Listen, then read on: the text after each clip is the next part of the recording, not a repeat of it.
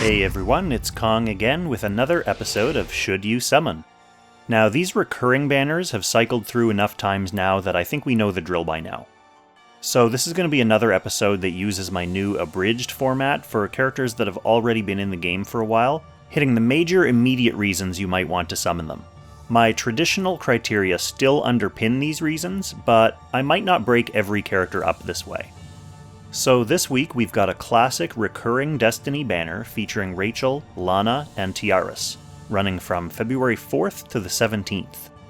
As a Destiny banner, that means the first SSR that shows up for you is guaranteed to be one of these three that you don't already have. After that first SSR pull, then you have the usual 20% chance to get any off-banner hero. Rachel is a mage with a great combo of AoE and single target skills, with extra healing, debuff removal, and utility thrown in for good measure. Her 3-cost skill is a big AoE that causes several stacks of fixed damage, and she has Gospel. She's a member of Protagonists buffed by Matthew, and Yales Legends buffed by Landius and Sigma. This puts her on faction for Phoenix in the Eternal Temple, and Hugin and Munin and Needhog in Ancient Beckoning, and she's one of the top meta picks for the latter in particular. She's also useful against the Ice Dragon. She unlocks the attack bond for Landius, which is super important, and the defensive bond for Lambda. For her own bonds, she needs Angelina and Landius. For availability, Rachel is actually one of the most available summonable characters, since she features on 2 of these recurring banners. She'll be coming back again in April on a banner with Ledin and Altamuller, and then again in June on the return of this banner with Lana and Tiaris. Lana is a powerful magical DPS with a talent that gives her 1 extra range on her skills. Her 3-cost skill is a single target spell that lets her troops get in on the long range action, gets boosted damage against cavalry, lancers, flying, and infantry, and heals her for a portion of the damage dealt. Her unique equipment applies an additional debuff when you enter combat. She's a member of Dark Reincarnation, buffed by Bozel and Licorice, and Princess Alliance, buffed by Shelfaniel and Luna.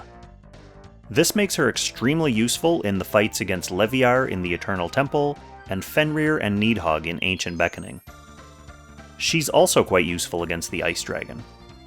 She unlocks the attack bond for the SR character Sonya, and for her own bonds she needs Leon and Elwyn.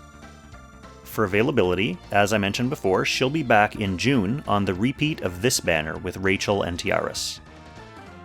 Now, Tiaris is hands down one of the best characters in the game. She's a mobile healer with great support skills in Attack Blessing and Miracle, as well as a talent that gives surrounding heroes ongoing passive healing after combat.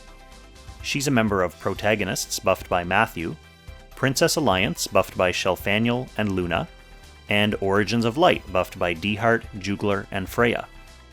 As a top tier healer, you'll want to have her in your team for pretty much any content you can use her for.